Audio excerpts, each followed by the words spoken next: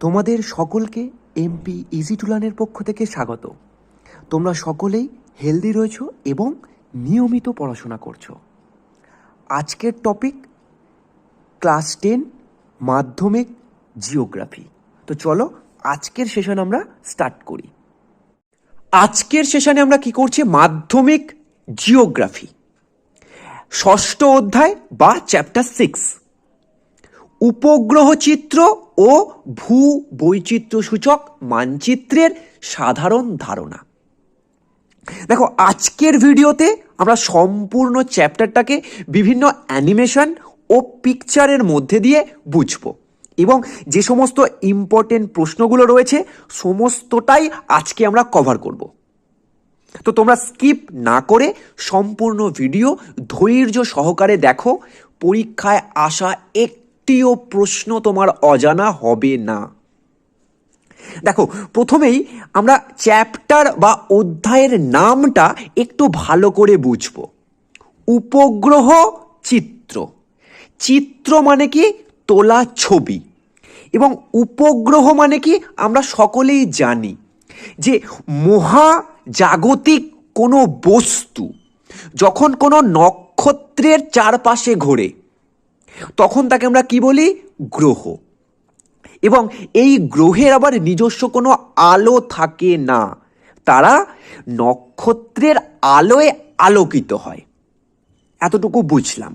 এরপর এছাড়াও আরও কিছু মহাজাগতিক বস্তু রয়েছে যেগুলো এই গ্রহগুলোকে কেন্দ্র করে তার চারিপাশে ঘুরছে।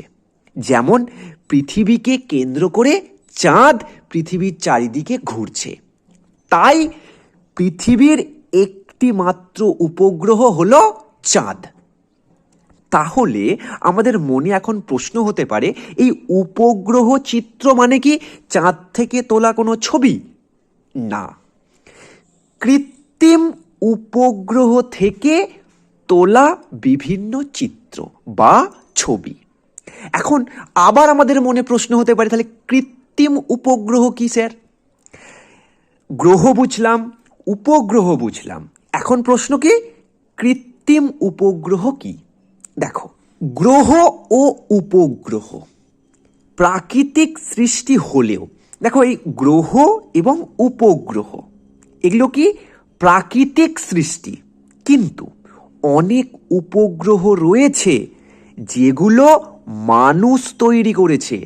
এরকম অনেক উপগ্রহ রয়েছে যেগুলোকে মানুষ তৈরি করেছে এবং মানুষের বিভিন্ন কাজে মহাকাশে পাঠানো হয়েছে বা প্রেরণ করেছে। এসব উপগ্রহ চাঁদের মতো পৃথিবীকে কেন্দ্র করে নির্দিষ্ট কক্ষপথে ঘুরছে এবং মহাকাশ ও বিশ্ব সম্পর্কে মানুষকে নানা তথ্য দিয়ে সাহায্য করছে। তাদেরকে কৃত্রিম উপগ্রহ বলা হয়। দেখো, গ্রহ ও উপগ্রহ প্রাকৃতিক সৃষ্টি হলেও অনেক উপগ্রহ রয়েছে যেগুলো মানুষ তৈরি করেছে। গ্রহ এবং উপগ্রহ প্রকৃতি নিজেই সৃষ্টি করেছে, কিন্তু অনেক এমন উপগ্রহ রয়েছে যেগুলোকে মানুষ তৈরি করেছে এবং মানুষের বিভিন্ন কাজে মহাকাশে পাঠানো হয়েছে। মানুষের বিভিন্ন কাজে মহাকাশে পাঠানো হয়েছে বা প্রেরণ করেছে। এসব উপগ্রহ চাঁদের মতো পৃথিবীকে কেন্দ্র করে নির্দিষ্ট কক্ষপথে ঘুরছে। তাহলে এই সব উপগ্রহ ঠিক চাঁদের মতোই পৃথিবীকে কেন্দ্র করে নির্দিষ্ট একটি কক্ষপথে ঘুরছে এবং মহাকাশ ও বিশ্ব সম্পর্কে মানুষকে নানা তথ্য দিয়ে সাহায্য করছে। তাদেরকে কৃত্রিম উপগ্রহ বলা হয়। কৃত্রিম উপগ্রহ কাকে বলে আমাদের ক্লিয়ার হলো। দেখো, তবুও আরেকটু সহজভাবে বলা যায় যে পৃথিবীর চারিদিকে প্রদক্ষিণ করে এমন স্থানে স্থাপিত তারবিহীন রিসিভার বা ট্রান্সমিটার হলো কৃত্রিম উপগ্রহ বা স্যাটেলাইট। কি বললাম? পৃথিবীর চারদিকে প্রদক্ষিণ করে, পৃথিবীর চারিদিকে প্রদক্ষিণ করছে এমন স্থানে স্থাপিত, কোনো একটা স্থানে এটাকে স্থাপন করা হয়েছে। ক্লিয়ার হলো? তার বিহীন, এর সঙ্গে কোনো তারের যোগ নেই, তাই তার বিহীন কি একটি রিসিভার বা ট্রান্সমিটার। তার বিহীন কি একটি ট্রান্সমিটার হলো কৃত্রিম উপগ্রহ বা স্যাটেলাইট। এতটুকু ক্লিয়ার হলো?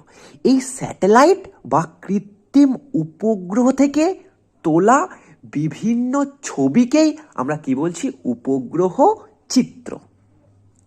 এরপর ভূ বৈচিত্র্যসূচক মানচিত্র। দেখো, প্রথম ভূ মানে কি? পৃথিবী। এই পৃথিবীর মধ্যে বিভিন্ন বৈচিত্র্য রয়েছে। কোথাও মরুভূমি, কোথাও পর্বত, কোথাও সাগর, কোথাও বনাঞ্চল, কোথাও মানুষের বসতি। এই যে বৈচিত্র্য, এটাকে কি করবে? সূচক বিভিন্ন রং, বিভিন্ন প্রতীক চিহ্ন দিয়ে কি করবে? সূচক মানে চিহ্নিত করবে এবং জরিপ কাগজে উপস্থাপন করা। ক্লিয়ার? একেই আমরা কি বলি?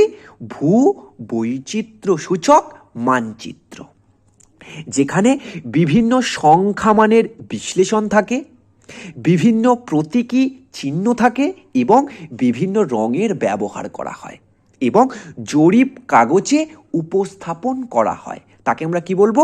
ভূ বৈচিত্র্যসূচক মানচিত্র। এরপর আমরা অধ্যায়ে প্রবেশ করব। দেখো, ভূগোল যখনই আমরা পাঠ করব, মানে ভূগোল যখন আমরা পড়ব, এই ভূগোল বিষয়টি এমনই যে বোঝার জন্য এবং মনে রাখার জন্য আমাদের দুটো জিনিসের খুব প্রয়োজন, এক চিত্র আর এক মানচিত্র। দেখো, চিত্র এবং মানচিত্র পাশে থাকলে ভূগোল শিখতে বা মনে রাখতে অনেকটা সাহায্য করে।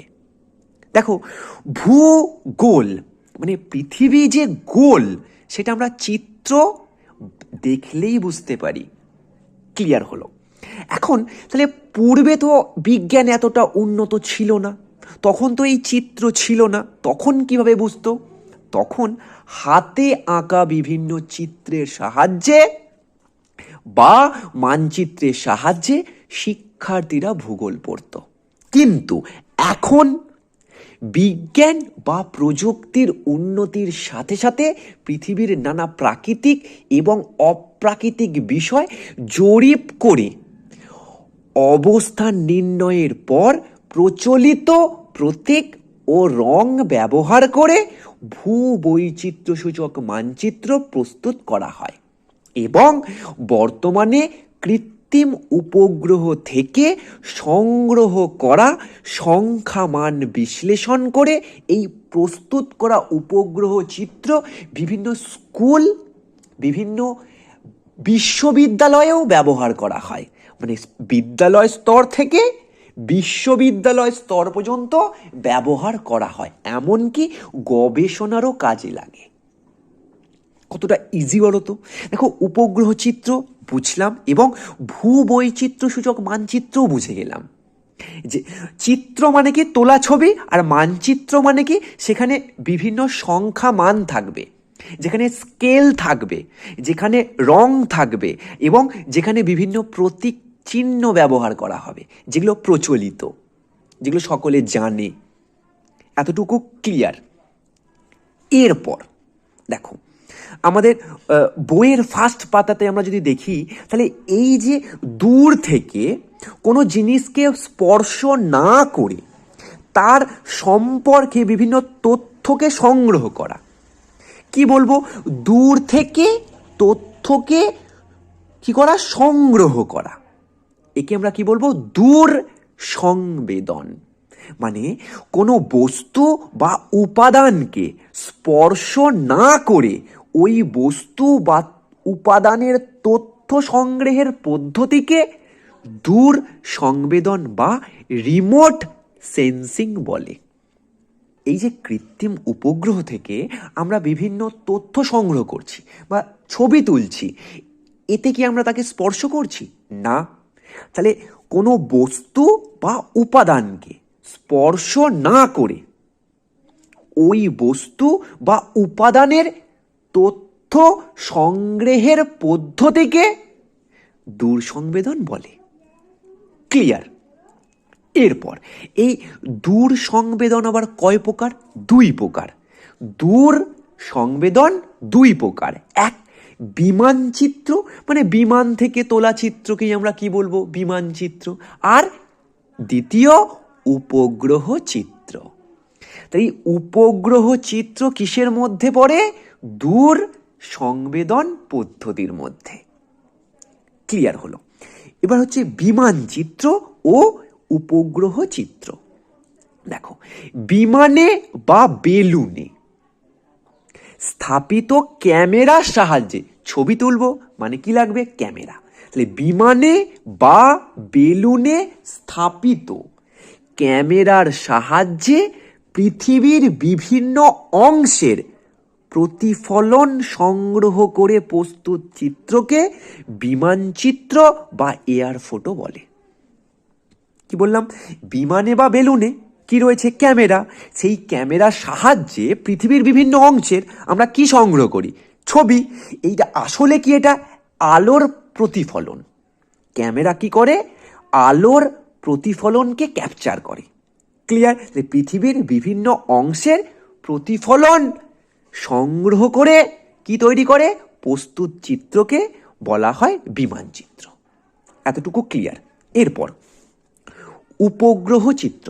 একই কাজ যখন উপগ্রহ থেকে হবে তখন তাকে আমরা কি বলবো? উপগ্রহ চিত্র। দেখো, মহাকাশে স্থাপিত কৃত্রিম উপগ্রহের সেন্সারের সাহায্যে, সেন্সার মানে কি? ক্যামেরা, যে নিজে নিজেই কাজ করতে পারে। সেন্সারের সাহায্যে পৃথিবী পৃষ্ঠের উপাদানের প্রতিফলনকে ডিজিটাল পরিসংখ্যান রূপে সংখ্যা মানে সংগ্রহ ও বিশ্লেষণ করে প্রস্তুত চিত্রকে উপগ্রহ চিত্র বলে। কি বললাম?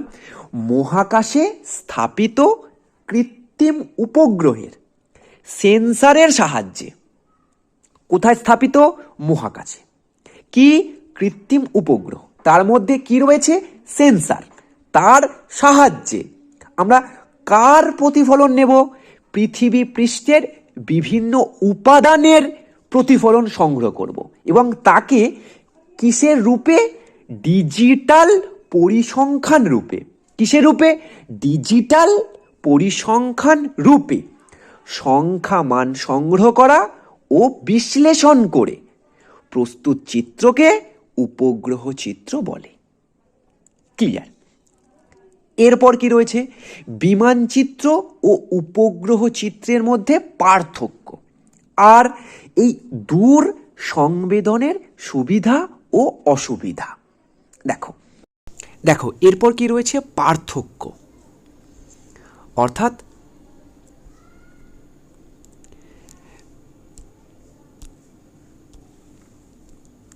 বিমানচিত্র এবং উপগ্রহ চিত্রের মধ্যে পার্থক্য কি?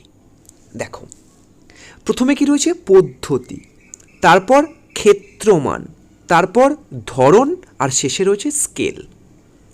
দেখো, এই অধ্যায় থেকে 2 নম্বরের প্রশ্ন বা 3 নম্বরের প্রশ্ন আসে, তাই পার্থক্য এলে চেষ্টা করবে 4টি লেখার।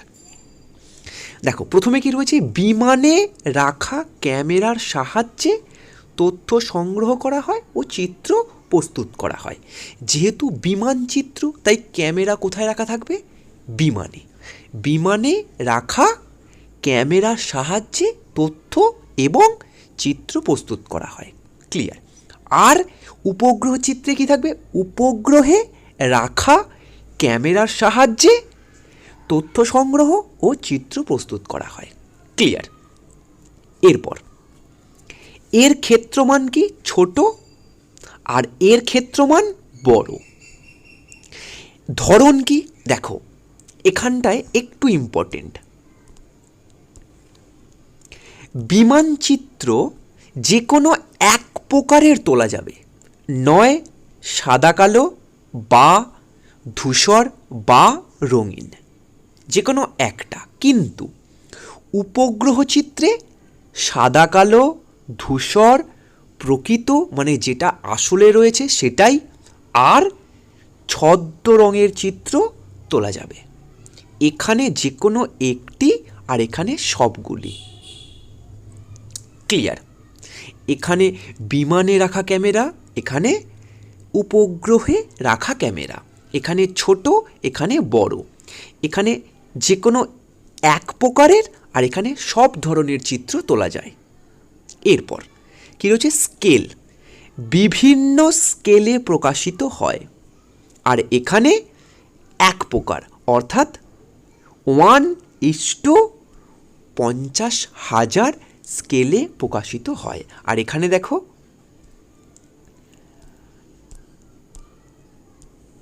কি রয়েছে? 1:20,000 বা 1:60,000 বিভিন্ন স্কেলে প্রকাশিত হয়, আর এখানে এক প্রকার স্কেলেই প্রকাশিত হয়।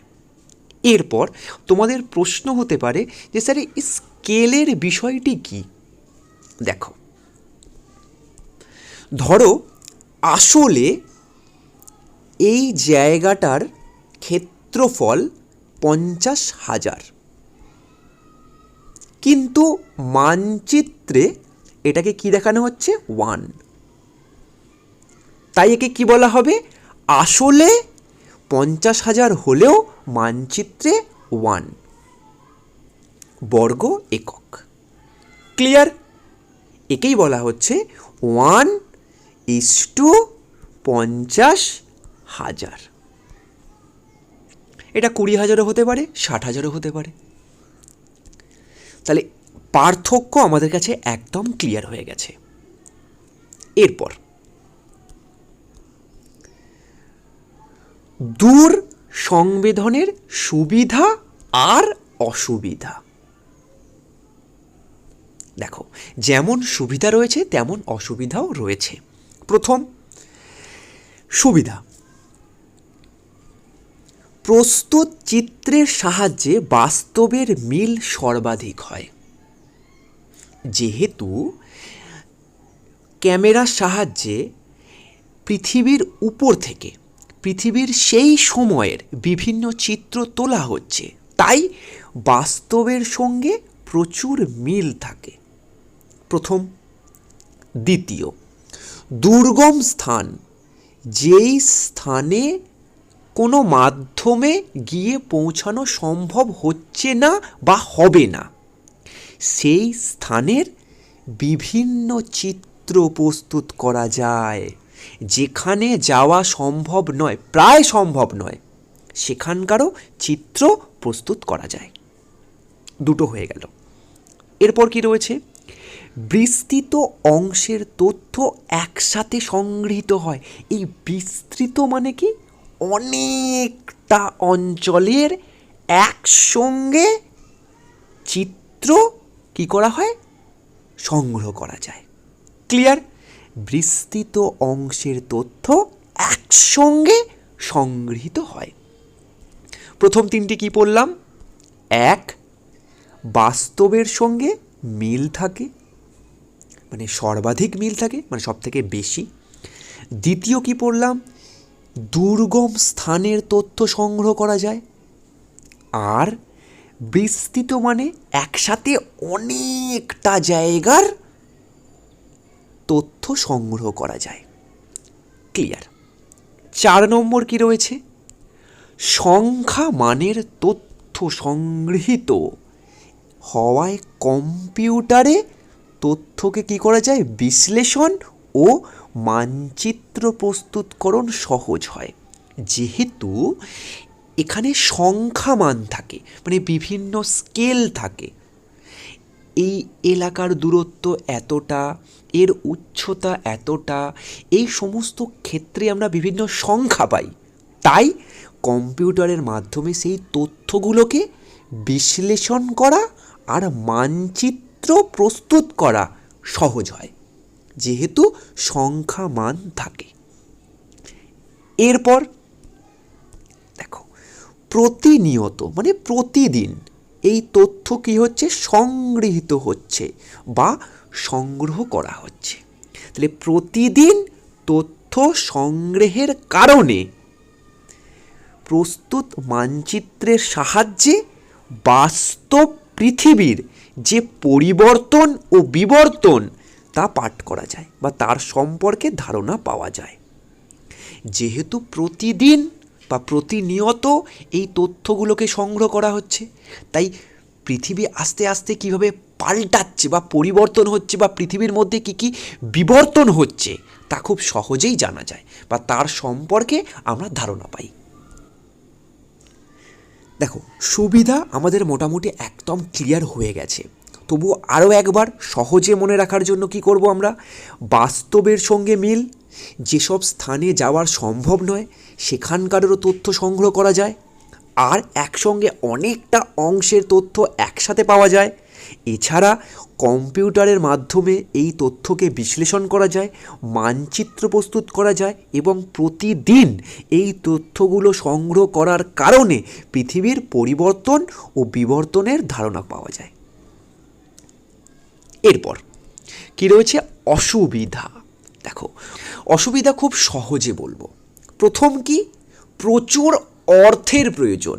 তার মানে কি, এইভাবে তথ্য সংগ্রহ করতে প্রচুর অর্থের প্রয়োজন হয়, তাই বলা যায় যে ব্যয়বহুল, প্রথম অসুবিধা। দ্বিতীয় কি, এই উন্নত প্রযুক্তির ব্যবহারের পরিকাঠামো সকল দেশে এখনো তৈরি হয়নি। ক্লিয়ার? তাহলে এই পরিকাঠামো সকল দেশে নেই, মানে পরিকাঠামোর অভাব। নেক্সট কি, এই প্রযুক্তি যারা ব্যবহার করবে সেই ব্যবহারকারীরও অভাব রয়েছে, সকলের কাছে এই শিক্ষা এখনো পৌঁছায়নি। তাই প্রযুক্তির ব্যবহারকারীর অভাবে তথ্য সংগ্রহ ও মানচিত্র প্রস্তুতকরণ ব্যাহত হয় এবং মানচিত্র পাঠও সম্ভব হয় না। কারা মানচিত্র পাঠ করবে? এই তথ্য সংগ্রহ করে কারা পড়বে? সেই ব্যবহারকারীর অভাব রয়েছে। এবং শেষে কি রয়েছে দেখো, প্রথমটির মতোই যে ব্যয়, প্রচুর ব্যয় রয়েছে। যদি প্রচুর অর্থের খরচ হয় তাহলে দামও অনেক বেশি হবে, তাই সকলে ব্যবহার করতে পারে না। কি রয়েছে, এই ধরনের মানচিত্র প্রস্তুত করতে অনেক বেশি খরচ হয়, তাই সবাই ব্যবহার করতে পারে না। ক্লিয়ার? কি কি বললাম? প্রথম ব্যয়বহুল, দ্বিতীয় পরিকাঠামোর অভাব, তৃতীয় ব্যবহারকারীর অভাব, আর চতুর্থ ব্যয়বহুল হওয়ায় সকলে তা ব্যবহার করতে পারে না। ক্লিয়ার? সুবিধা ও অসুবিধা আমাদের একদম জল হয়ে গেছে। এরপর দূর সংবেদনে ব্যবহৃত কৃত্রিম উপগ্রহ সমূহ, বিভিন্ন দেশের বিভিন্ন কৃত্রিম উপগ্রহ। দেখো, মার্কিন যুক্তরাষ্ট্রের ব্যবহৃত কৃত্রিম উপগ্রহ ল্যান্ডস্যাট। কি ল্যান্ডস্যাট? মনে রাখবে কিন্তু পরীক্ষায় আসে। মার্কিন মহাকাশ গবেষণা সংস্থা নাসা, মার্কিন যুক্তরাষ্ট্রের মহাকাশ গবেষণার সংস্থার নাম কি? নাসা। ল্যান্ডস্যাট সিরিজের মোট 8টি উপগ্রহ উৎক্ষেপণ করেছে, মানে মহাকাশে পাঠিয়েছে। কি কি প্রশ্ন পেলাম দেখো, মার্কিন যুক্তরাষ্ট্রের ক্লিয়ার ব্যবহৃত কৃত্রিম উপগ্রহের যে সিরিজ, তার নাম কি? ল্যান্ডস্যাট। তাদের মহাকাশ গবেষণা সংস্থার নাম কি? নাসা। এই সিরিজের মোট কয়টি উপগ্রহ? একদম 8টি। ক্লিয়ার? মার্কিন যুক্তরাষ্ট্র। এরপর কি রয়েছে ফ্রান্স। ফ্রান্স লাস্টে দেখো এস মানে স এস স্পট, ফ্রান্স স্পট, ফ্রান্সের স্পট, SPOT স্পট। ক্লিয়ার? ব্যবহৃত কৃত্রিম উপগ্রহ, ফ্রান্স এই সিরিজের 7টি উপগ্রহ মহাকাশে উৎক্ষেপণ করেছে। স্পটের ফ্রান্স কটি? 7টি। মার্কিন যুক্তরাষ্ট্র ল্যান্ড স্যাট কয়টি? 8টি। নাসা। ক্লিয়ার? এরপর IRS এবং ইনস্যাট, INSAT, ইনস্যাট হলো ভারতের ব্যবহৃত কৃত্রিম উপগ্রহ। 26 জুন 2017 তথ্য অনুযায়ী ভারত থেকে 48টি কৃত্রিম উপগ্রহ সফলভাবে মহাকাশে উৎক্ষেপণ করা হয়েছে। মার্কিন যুক্তরাষ্ট্র নাসা ল্যান্ড স্যাট, ফ্রান্স স্পট, আগেরটা 8 আর স্পট 7, ভারত 48, কিন্তু কিসের তথ্য? 2017 তথ্য অনুযায়ী। কি কি? IRS আর ইনস্যাট। ক্লিয়ার? এরপর দেখো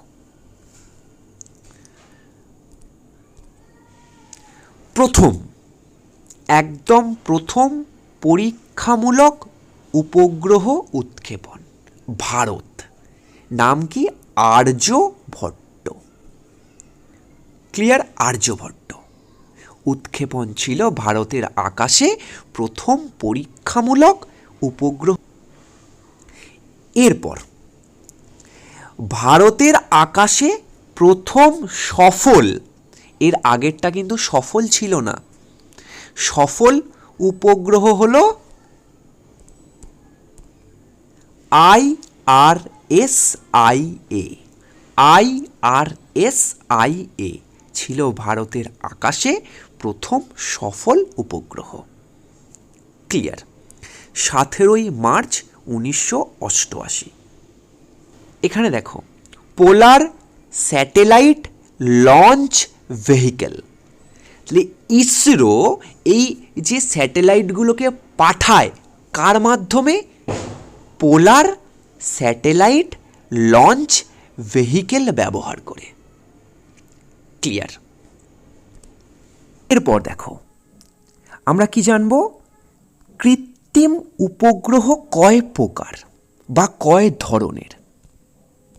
দেখো কৃত্রিম উপগ্রহগুলি 2 ধরনের। কৃত্রিম উপগ্রহ 2 ধরনের হয়। কিসের ওপর ভিত্তি করে? দেখো আবর্তন পথের তারতম্যের ভিত্তিতে কৃত্রিম উপগ্রহগুলি 2 ধরনের। প্রথম ভূসমলয় আর দ্বিতীয় সূর্য সমলয়। এর সঙ্গে সঙ্গে তোমাদের ইংরেজি নামগুলোও মনে রাখতে হবে, কারণ অনেক সময় ভূসমলয় কাকে বলে উদাহরণ দাও প্রশ্ন আসে, বা অনেক সময় কি প্রশ্ন আসে?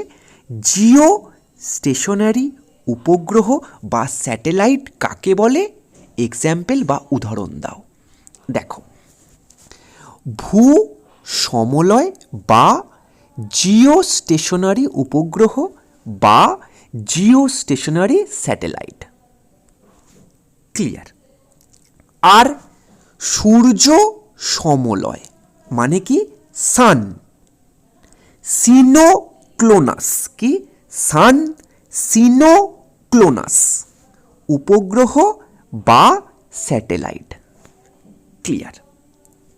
এরপর দেখো নামগুলোতেই একটা অদ্ভুত বিষয় রয়েছে, যেমন ভূ মানে কি? পৃথিবী। তাহলে পৃথিবী গোল মানে ভূগোল হয়ে গেল। এরপর জিওগ্রাফি মানে কি? জিও মানে কি? পৃথিবী। তাহলে পৃথিবীর আকৃতি জিওগ্রাফি। এখানেও দেখো কি রয়েছে, ভূ।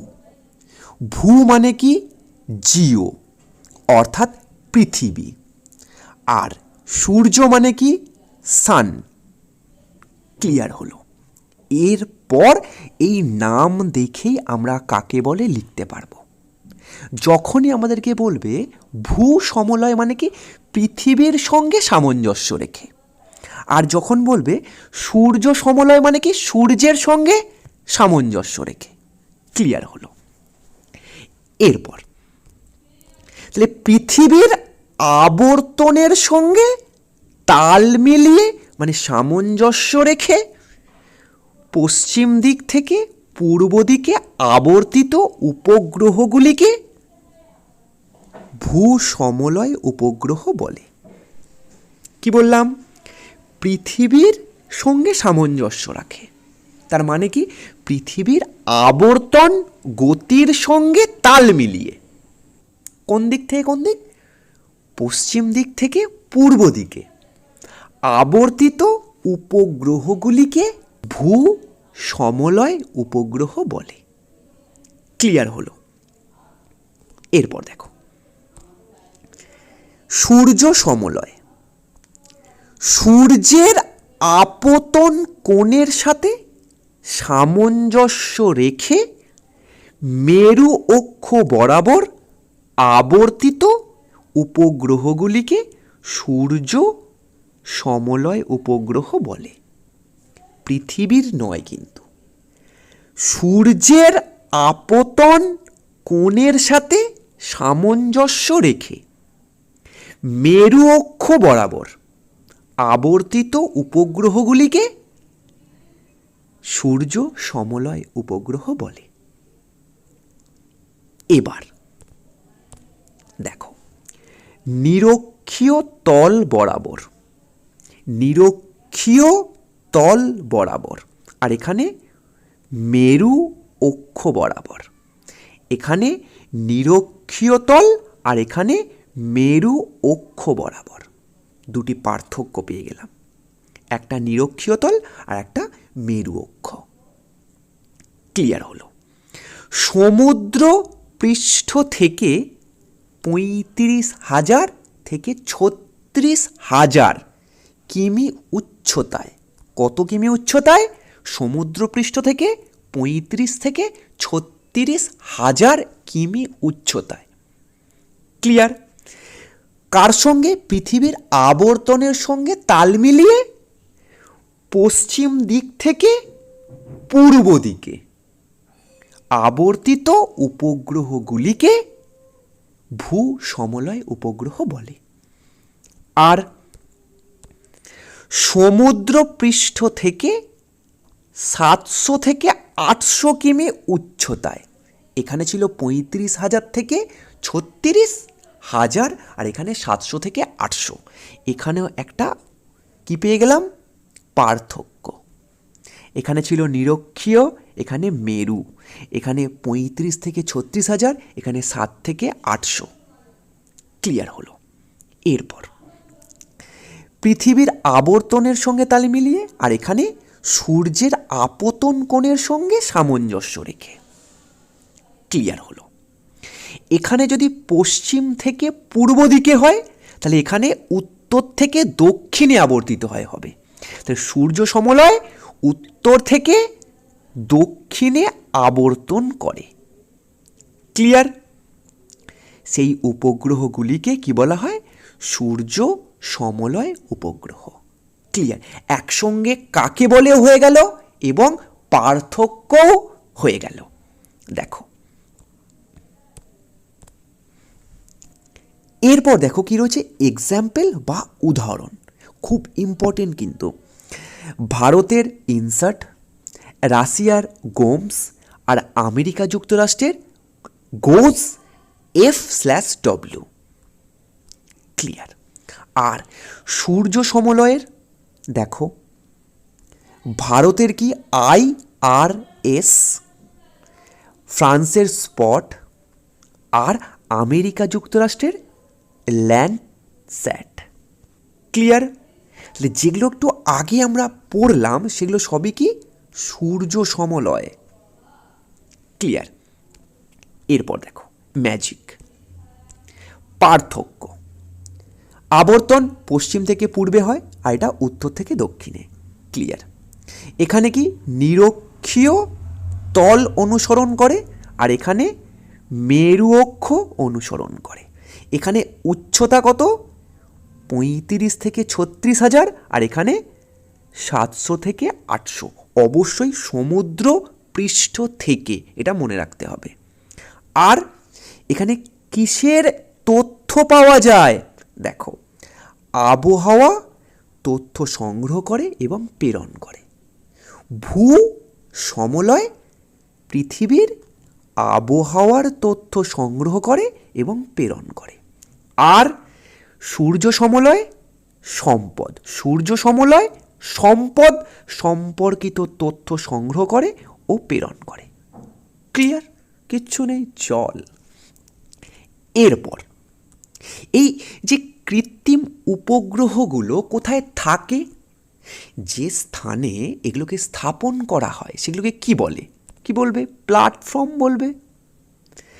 পৃথিবী থেকে চিত্র সংগ্রহের উদ্দেশ্যে মহাকাশে গোলাকার বা উপবৃত্তাকার কক্ষপথের যেখানে কৃত্রিম উপগ্রহটিকে রাখা হয় তাকে প্ল্যাটফর্ম বলে। মূলত বিমান, বেলুন, কৃত্রিম উপগ্রহ প্ল্যাটফর্ম হিসেবে ব্যবহৃত হয়। Platform clear. এই উপবৃত্তাকার পথে যেখানে এই কৃত্রিম উপগ্রহকে রাখা হয় সেটাই প্ল্যাটফর্ম। এরপর দেখো, এই উপগ্রহগুলো কি করে? ছবি তোলে। কিসের সাহায্যে তোলে? ক্যামেরা বা সেন্সারের সাহায্যে। ক্যামেরা বা সেন্সারের সাহায্যে। এখন এই সেন্সার আবার দুই প্রকার, এক সক্রিয় আর এক নিষ্ক্রিয়। দেখো, সক্রিয় মানে কি? যে নিজে নিজেই কাজ করে তাকে আমরা কি বলবো? সক্রিয়। আর নিষ্ক্রিয় মানে কি? যে নিজে নিজে কাজ করতে পারে না, কারোর সাহায্যের প্রয়োজন হয়, তাকে আমরা কি বলবো? নিষ্ক্রিয়। দেখো, সেন্সার এমন একটি যন্ত্র যা পৃথিবীর বিভিন্ন বস্তু বা উপাদান থেকে প্রতিফলিত রশ্মির তরঙ্গ দৈর্ঘ্য সংগ্রহ করে ওই বস্তু বা উপাদানের বৈশিষ্ট্য তুলে ধরে। কি বললাম? এই সেন্সার বা ক্যামেরা কি করে? কোনো বস্তু বা উপাদানের প্রতিফলিত রশ্মির তরঙ্গের দৈর্ঘ্যকে সংগ্রহ করে সেই বস্তু বা উপাদানের বৈশিষ্ট্য তুলে ধরে। ক্লিয়ার? কয় প্রকার বললাম? দুই প্রকার। সক্রিয় অর্থাৎ অ্যাক্টিভ সেন্সার, আর নিষ্ক্রিয় মানে প্যাসিভ সেন্সার। দেখো, নিজ দেহ থেকে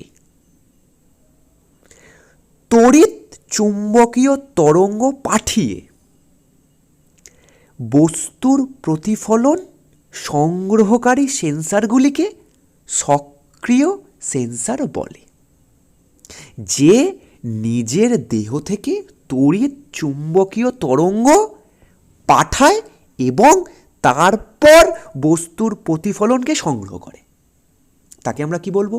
সক্রিয়। ক্লিয়ার হলো? নিজ দেহ থেকে তড়িৎ চুম্বকীয় তরঙ্গ পাঠিয়ে বস্তুর প্রতিফলন সংগ্রহকারী সেন্সারগুলিকে সক্রিয় সেন্সার বলে। উদাহরণ: অ্যাক্টিভ রেডিওমিটার আর র্যাডার। ক্লিয়ার? কি কি রয়েছে? র্যাডার আর রেডিওমিটার সক্রিয় সেন্সার। ক্লিয়ার? এরপর নিষ্ক্রিয় সেন্সার। দেখো, এ নিজ দেহ থেকে কিচ্ছু পাঠাবে না। কি করবে? সূর্য রশ্মির প্রতিফলন থেকে বস্তুর তথ্য সংগ্রহকারী সেন্সারগুলিকে নিষ্ক্রিয় সেন্সার বলে। নিজের দেহ থেকে কোনো তড়িৎ চুম্বকীয় তরঙ্গ পাঠায় না, সূর্যের রশ্মির সাহায্যে বস্তুর প্রতিফলন সংগ্রহ করে সেই সমস্ত সেন্সারকে কি বলবো? নিষ্ক্রিয় সেন্সার, কারণ সূর্যের রশ্মির সাহায্যে তথ্য সংগ্রহ করে। ক্লিয়ার? যেমন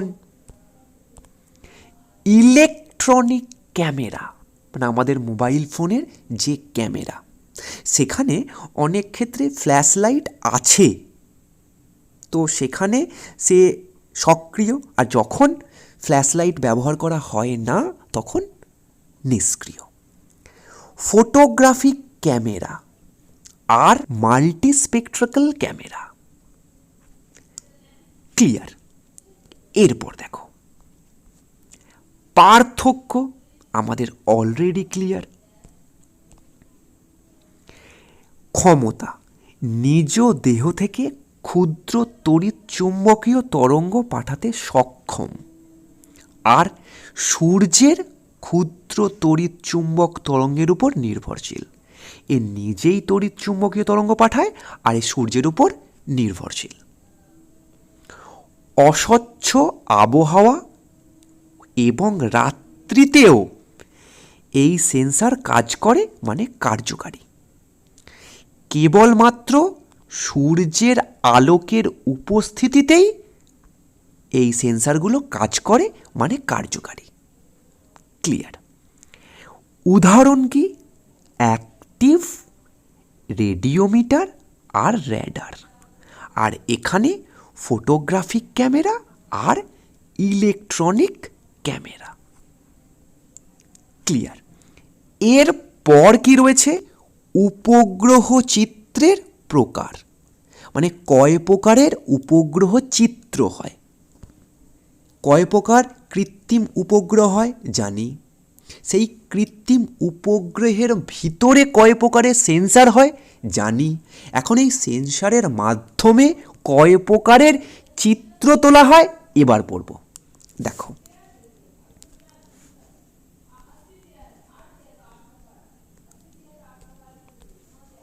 প্রথম সাদা কালো উপগ্রহ চিত্র। কি বললাম? সাদা কালো উপগ্রহ চিত্র। ক্লিয়ার? তারপর ধূসর চিত্র আর বহু বর্ণালী চিত্র। সাদা কালো উপগ্রহ চিত্র, ধূসর চিত্র আর বহু বর্ণালী চিত্র, যেখানে বহু মানে বিভিন্ন রঙের ব্যবহার করা হয়। সাদা কালো, ধূসর আর বহু বর্ণালী, এই তিন প্রকারের উপগ্রহ চিত্র হয়। প্রথমে কি রয়েছে? সাদা কালো উপগ্রহ চিত্র।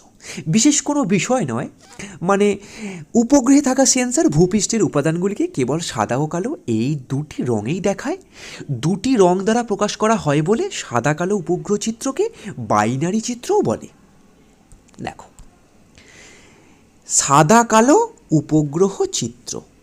উপগ্রহে থাকা সেন্সার, এই উপগ্রহে থাকা সেন্সার ভূপৃষ্ঠের উপাদানগুলিকে কেবল সাদা ও কালো এই দুটি রঙে দেখায়।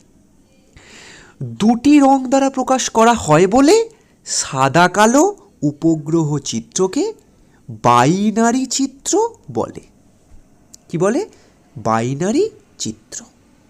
ক্লিয়ার? এরপর দেখো কি রয়েছে? ধূসর চিত্র। উপগ্রহ চিত্রে সাদা থেকে কালো পর্যন্ত, সাদা থেকে কালো পর্যন্ত এর মাঝে বিভিন্ন শেডের ধূসর রং হয়।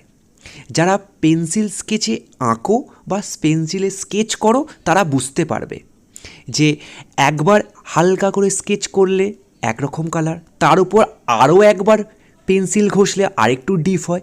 এইভাবে ধূসর রঙের বিভিন্ন শেড ব্যবহার করা হয়।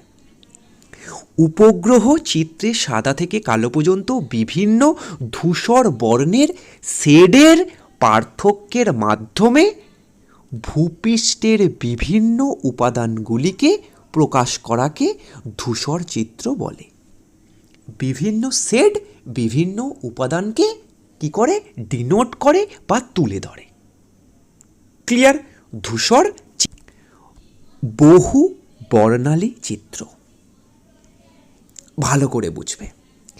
ভূপৃষ্ঠের বিভিন্ন উপাদানের প্রতিফলিত আলোক রশ্মির বিভিন্ন বর্ণালীকে উপগ্রহের সেন্সর সংগ্রহ করায় যে সম্পূর্ণ রঙিন বা রঙিল উপগ্রহ চিত্র প্রস্তুত হয় তাকে বহু বর্ণালী চিত্র বলে।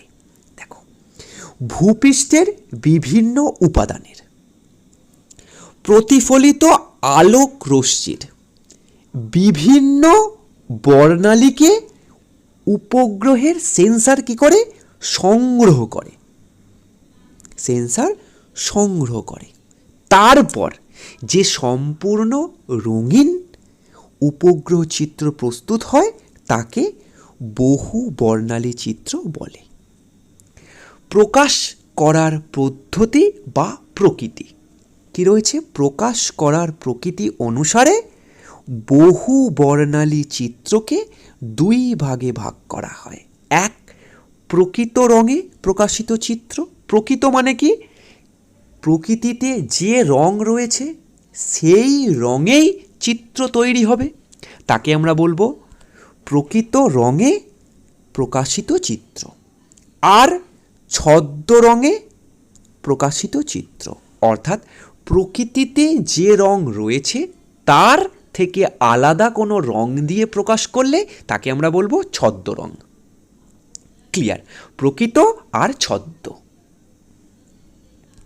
দেখো,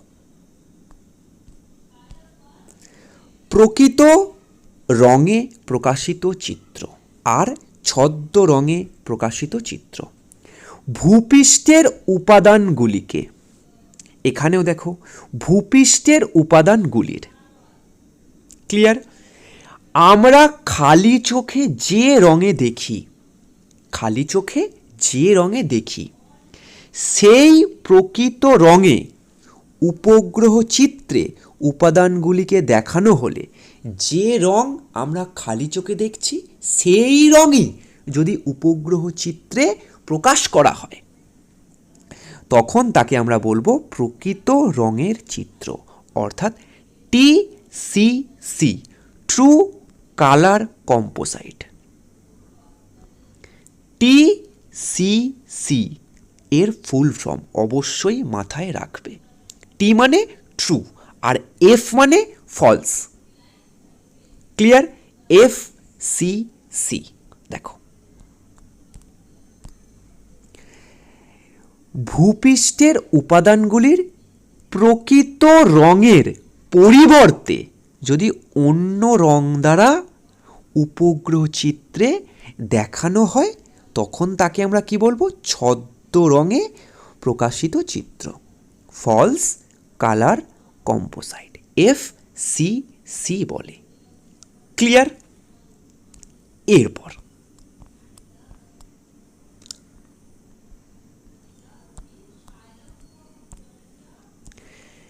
এখানে তিনটে জিনিস রয়েছে।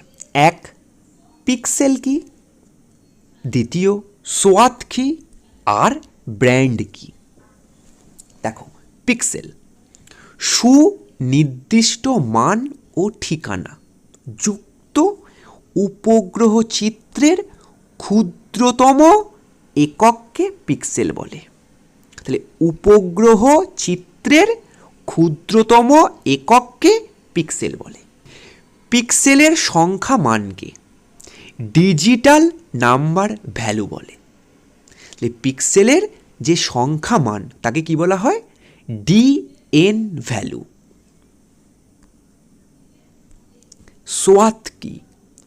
কৃত্রিম উপগ্রহ আড়াআড়িভাবে নির্দিষ্ট অক্ষ ধরে যে মোট দূরত্ব বেষ্টন করে তথ্য আরোহণ করে তাকে আমরা কি বলবো? সোয়াত।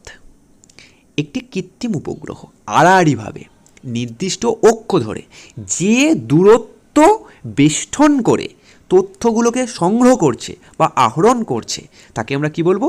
সোয়াত। এরপর ব্যান্ড। ভূপৃষ্ঠের বিভিন্ন বস্তুর থেকে কি হয়? বিভিন্ন তড়িৎ চুম্বকীয় তরঙ্গ বিকিরিত হয়। বিকিরিত তড়িৎ চুম্বকীয় তরঙ্গ। ক্লিয়ার? উপগ্রহের যে সেন্সার, সেখানে যে ক্ষুদ্র যন্ত্রাংশে এই তড়িৎ চুম্বকীয় তরঙ্গ ধরা হয় বা লিপিবদ্ধ হয় তাকে ব্যান্ড বলে। তাহলে ভূপৃষ্ঠের বিভিন্ন বস্তুর বিকিরিত তড়িৎ চুম্বকীয় তরঙ্গ উপগ্রহের সেন্সারের মধ্যে থাকা একটি ছোট্ট যন্ত্রাংশে কি হয়? লিপিবদ্ধ হয়, তাকেই আমরা ব্যান্ড বলি। এরপর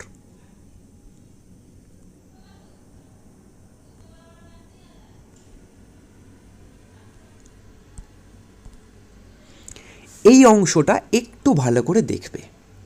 ছদ্ম রঙের চিত্রে ভূপৃষ্ঠের উপাদান প্রকাশের ছদ্ম রং সমূহ। ঘন বন, মানে যেখানে বনাঞ্চল খুব বেশি ঘন, সেই অংশকে গাঢ় লাল হিসাবে দেখানো হয়। গভীর বন ঘষা লাল। উদ্ভিদ বা ঘাস লাল ছায়া। সবুজ ধান জমি লালচে। পাকা ধান জমি কালচে লাল। জলাভূমি গাঢ় আকাশি। পতিত জমি সবুজ। জলভাগ গাঢ় নীল আর বসতি সবজে নীল। ক্লিয়ার? এগুলো কিন্তু পরীক্ষায় আসে, একটুখানি দেখে নেবে ভালো করে, জাস্ট একটু লিখে নিও আর একবার দুবার একটু পড়ো, তাহলেই ক্লিয়ার হয়ে যাবে।